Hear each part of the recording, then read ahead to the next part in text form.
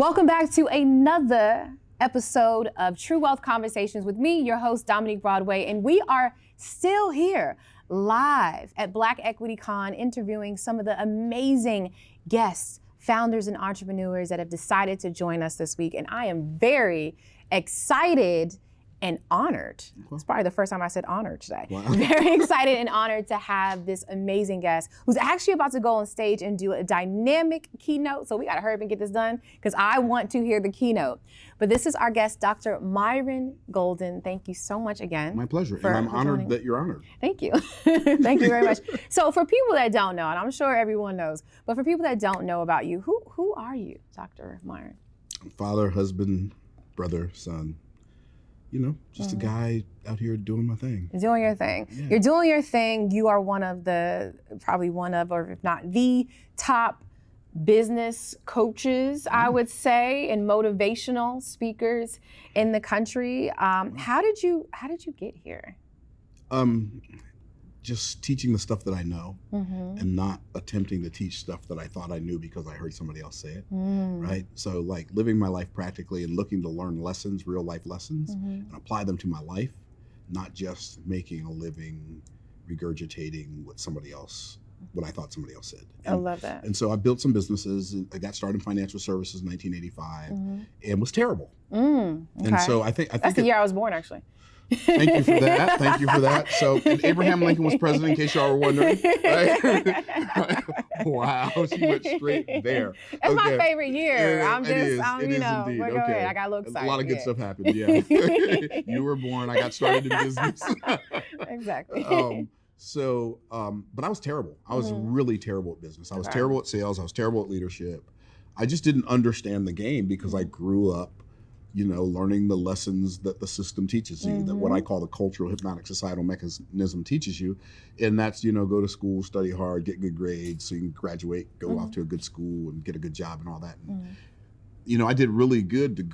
I got the first part down, go to school, study hard, and not so much. Good grades all the way through the third grade. And and so this, what the system said, it didn't make sense to me. And but I did get a job because my parents taught us to work hard. I've got 6 brothers. My parents taught us to work hard. Wow. And, but the stuff that I was working on wasn't working for me. And so one of my friends introduced me to a business opportunity to sell financial services. I said, well, it's gonna help me make more money. I'm all in. And I got started in October of 1985 selling insurance and investments. And I was so bad. I was so woefully awful at selling. It took me 18 months to make my first sale. And I was working. Wow. Talk about persistent. I think I would have gave up. Yeah, maybe. The average person you probably would not have given up. The average person probably would. The average person does. So how are you keeping yourself afloat? Well, it was a part-time business. Oh, okay. It was a part-time business. I had my gigs that I did on the side. I used to buy old raggedy cars, fix them up and sell them. I did that thing. I was pretty good at that. And I had a job driving a trash truck for $6.25 an hour. Ooh, okay. So I'd do that during the day, come home, take a nap. Then I'd go out, do insurance calls. Okay. And I'm glad that I was bad. And I'm glad I was bad and willing to be bad long enough to get good. But you can only get good from bad if you're willing to stay in the activity that you're bad at long enough to get good at it. Yes. Right? Very true. And you learn from the feedback loop. So a lot of people don't like feedback. So the feedback I was getting was no. Yo, bro, no. Like all these 2-letter words, right? Yo, bro, no. Well, bro's a 3-letter word. But anyway, yo, bro, no. No. What part of no you having a hard time with? The N or the O? It's a 2-letter word, bro. No. And so, but we went through so many no's. Finally, after 18 months, April of 1987, I remember it like it was yesterday because it was life-changing. I made my first sale. Congrats. First commission check. It was $125.66, and I knew in that moment I was going to be rich. Within a couple of months, I was the top salesperson in our office. Wow. Because I found something that worked, and I didn't get bored with it.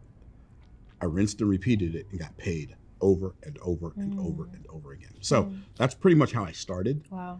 And then went on to do some multi-level marketing stuff and was fairly decent at that, and then got tired of that, and then just started teaching multi-level marketing people how to do that.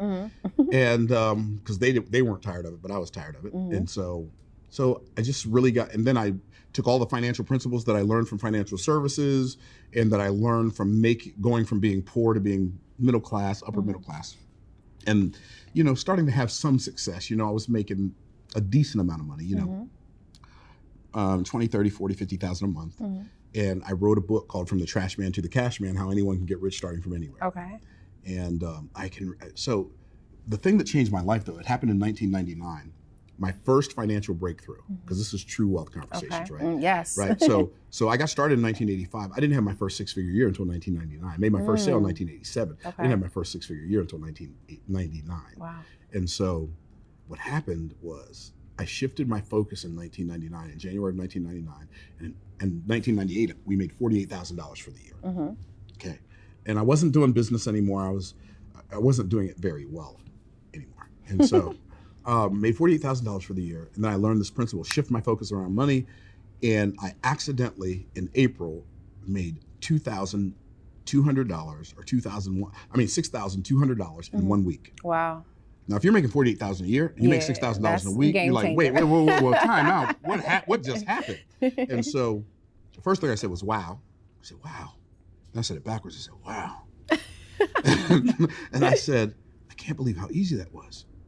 And then a light bulb turned on in my head. This must mean that it's easier to make a lot of money in a short period of time than it is to make a little money over a long period of time.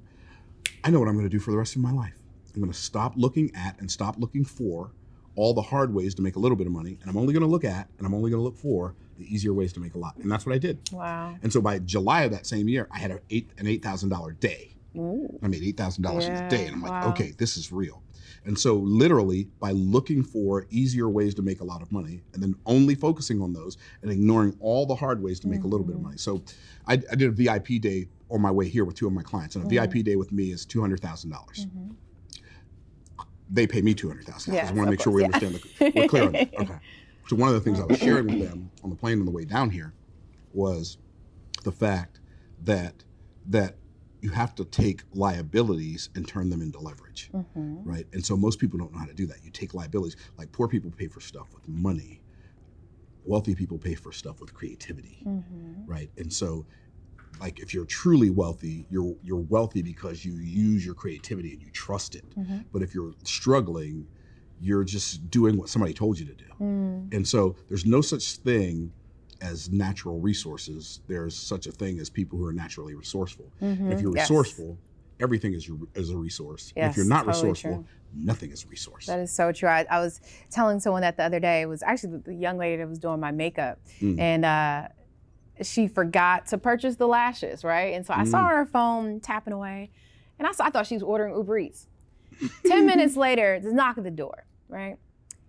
And it's a delivery for the lashes. And I said, that was very resourceful of you. She said, what? I said, you could have said, oh my gosh, I forgot to get the lashes. I have to go out and waste time. But instead, you didn't even say anything. You didn't even tell me about the problem. You immediately got on your phone, you solved it. The answer was there, and there was no delay in my appointment. I was like, I respect that in you because I love when people are resourceful, because I hate when I see people who are making excuses. I don't make excuses. Right. There's if you don't make them, you don't have to take them. Yeah, exactly. So I love people that don't make excuses. And it was a simple thing, but I saw it and I wanted to, because she's young. She's only 21. I wanted to acknowledge to her that I saw it and how far she's going to go just because she's already thinking that way. She's already thinking in a resourceful manner. Wow, yeah. Good stuff. Yeah, so that was big. So it's interesting because now, as you just said, when you first, it took you 18 months to get your first sale, right? Now 14 years to have my first six-figure year. 14 years to have your first six-figure year. But now, even myself, looking to join your program soon, and then you have people who are paying you $200,000 just to spend a day with you, right? Right. And you're also great at teaching people how to sell from the stage, okay? How to sell from the stage, how to sell one-on-one. Just how to sell. How to sell online, how to So sell. how did you, what's, I don't know, the sauce that took you from taking so long to get to the sale to now being one of the, just the top sales trainer? Yeah, just having a lot of sales conversations and like paying attention to the feedback loop, right? So when most people when they're selling, they're trying to get people to buy. So I teach people how to sell without trying to get people to buy. Because if you try to get people to buy, they're going to resist you, right? So I don't do that. I just create an environment that makes people feel like buying. Because the reality is, human beings are singularly motivated, and we all do things for one reason only. That's because we feel like it. So if I can figure out, if I have something for sale, I know most people don't like to sell, which means that most people only like to buy. So if I can create an environment that makes them feel like buying what I'm selling, all I have to do is move out of the way. And so. I like that. Now, I'm one of the rare people that actually, I love sales. Like I love sales. I remember when I was a little girl, my grandma would say, you've always loved sales. I've always loved sales. My grandma would say, that girl could sell ice to an Eskimo. I mean, she could sell anyone anything. I've always loved sales, and I know that's one of the main reasons why my business has been so successful, because I focus a lot on the sales, marketing and getting the people in so that I can sell them and provide a service or product that satisfies their needs. One of the things that I've noticed, especially amongst people of color, but especially amongst women, they are so scared to sell. Women will put all their energy and focus into the website and the Instagram and all the things. Dudes do that too. They do too. They do too. But then they're scared to go get the sale because they're scared to hear no. Right. So how do we help, or how do you help, or what is advice for people, for someone who's like, look, I have all the things in place, but I suck at sales. I can't sell. I'm scared to sell. What advice would you give them? Disconnect yourself from the need to make a sale. Turn selling into an educational experience instead of a transactional experience. So what do I mean by that? So when I'm having a sales conversation with somebody, I'm more interested in learning either why they buy when they buy or why they don't buy when they don't buy than I am with them giving me some money, because I don't really, the money is just the money, and either they're going to pay me or somebody else is going to pay me, so that's irrelevant.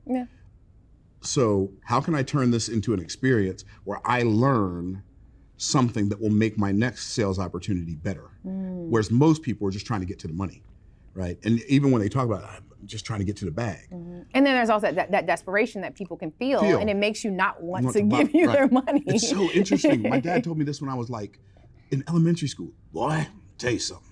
If you look like you don't need nothing, everybody give you everything for free. It's so true.